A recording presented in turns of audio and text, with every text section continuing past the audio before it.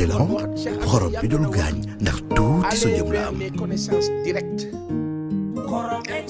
les connaissances directes xam par exemple micro bii noo waxee luñ ko defaree lu tax ñu defaree ko lii ban matière la matière boobu fu moo sosoo ñi ko doon defal fan nan la ñu def ba am ci lii la connaissance directe. mais malheureusement fii c'est terrible li ñu dal ñun Sénégal Afrique li ñu dal métti na. il faut que ñu arrêté di xool ñeneen ñi ci biti qu'est-ce qu'ils ont fait lii la ñu xalaat lii mooy concept bi lii lañ ko defee truc et puis ñun on accepte sans réfléchir. c'est ça. suñu fekkee bëggee def science suñu bëggee def comme ñu ñeneen ñi def nañu créer ces sciences là dans nos pays. voilà. suñu bëggee def hybride wala truc nañu créer des instituts de biotechnologie dans nos pays qui sont gérés par des Sénégalais qui sont recherche yi fay def c'est des Sénégalais qui le font des gens qui sont trucs et puis que ñu motiver les gens à être de vrais patriotes. c'est ça. Quand tu aimes ton pays il y a des gens qui nga xam ne tu les amènerais jamais dans ton pays. wallahi soo bëggee ce pays il y a des types qui nga xam ne doo leen mos a xalaat yóbbu ce pays jamais. wallahi. Si tu aimes ton pays il y a des projets que tu n'accepterais jamais d'amener dans ton pays. waay. Maintenant bon les Sénégalais sont différents am na ñi nga xam ne ñoom intérêt personnel moo leen di yóbbu am na ñi nga xam ne intérêt général. wallahi.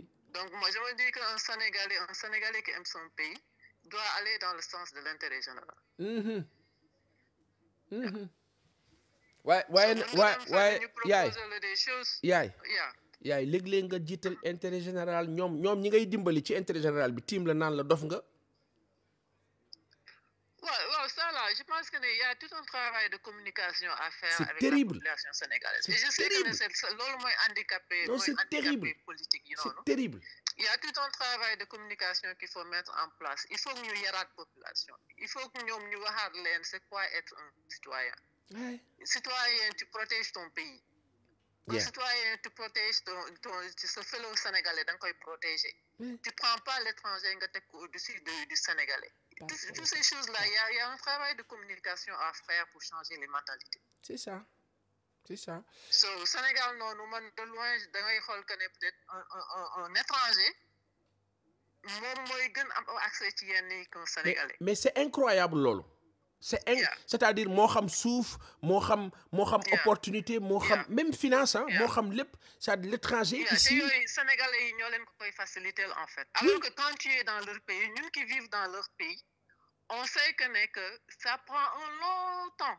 Oui. Avant que yow nga achieve que nga xam ne yéen a yem même niveau de truc parce que quand tu viens ñoom ils te considèrent comme un immigrant. Voilà. Un immigrant da nga am foo war yem. voilà. dafa am foo yem ak foo dul yem. fii donc de su fekkee ne immigrant dafa ñëw yemaloo ko fu mu warul yem ñoom ils vont s'accaparer de l'économie du pays et les Sénégalais vont se retrouver étrangers dans leur pays. yaay Fatou Sarr universitaire en santé publique foofu ca New Orleans Amérique ma ne yow étranger yi ñooy ñëw léegi immeuble yu bëri yi ci dëkk bi ñoo ko tabax ñoo ko moom di ko louer Sénégalais yi et puis di leen jaay mais réewoon deg arrogance bu terrible du jamais vu. C'est pas normal. Déjà un étranger ne doit pas détenir des terres au Sénégal. Oui. Su ñu ñëwee mën nañu am droit d'occupation mais il doit pas avoir de titre foncier au Sénégal. Loolu il faut que le problème soit réglé. Les terres qu'ils ont acquis il faut récupérer ces terres là. Man loolu laa gëm en fait. muy ñu nekk ay Saly ñu nekk ay ci boori géej gi toutes les zones yi nga xam ne tu peux vivre là-bas avec aise c'est des étrangers qui les occupent. Mais c'est terrible. Ça c'est pas normal. non kaay ma nettal bi gën a neex.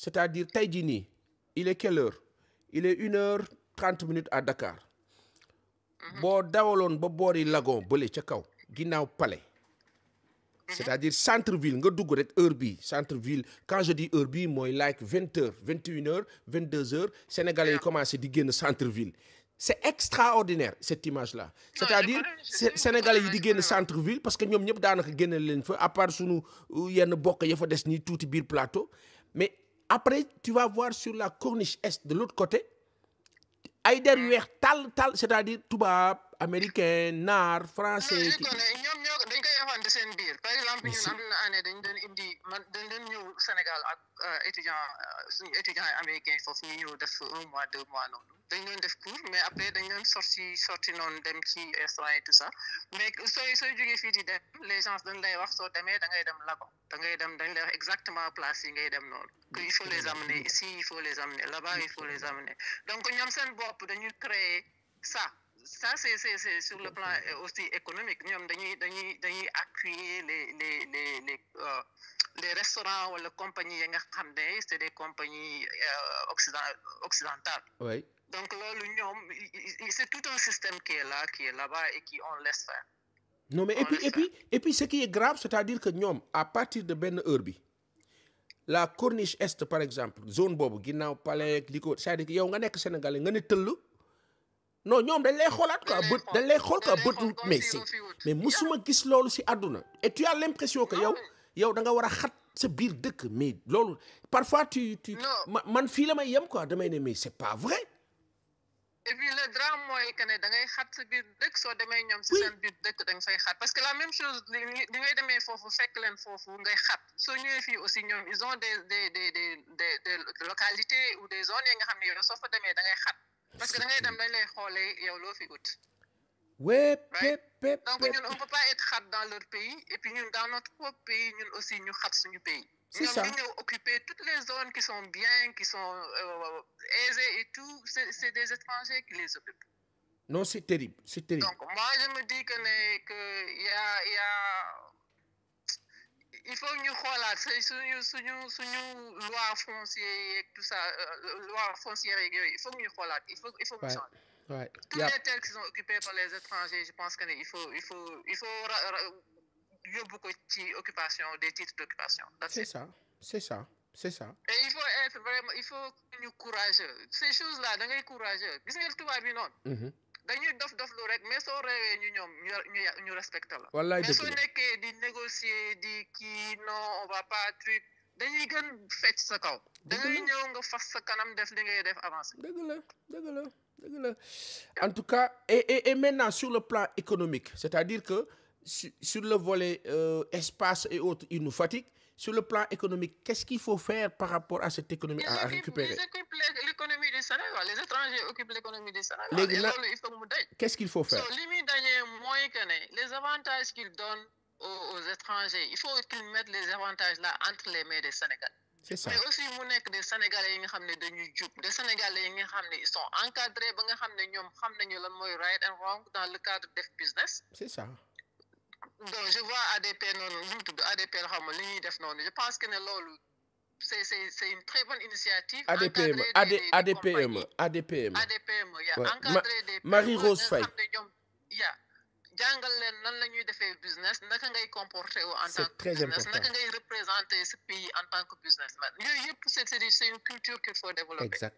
Léegi nag on prend les avantages yi nga xam ne dañ ko doon jox étrangers yi dans le passé ñu jël avantages yooyu et mettre ça entre les mains des Sénégalais si un étranger vient et veut investir. Oui. ñu liggéey ak le Sénégalais. Oui.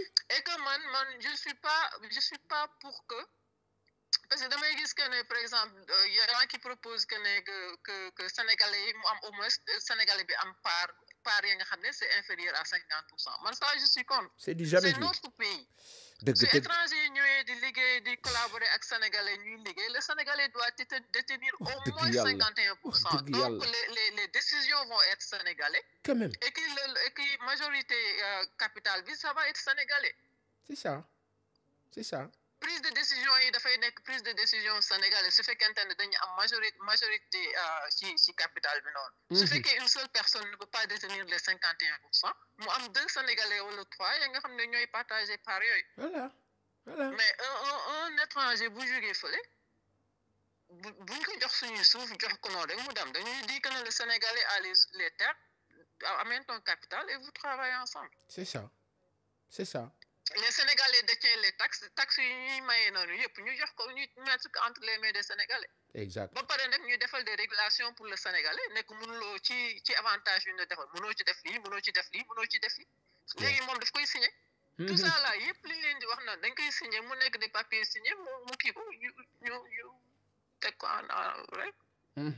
Mais moi je vois mal que ne ñu bàyyi étranger yi di occuper toute l'économie du pays. Ouais.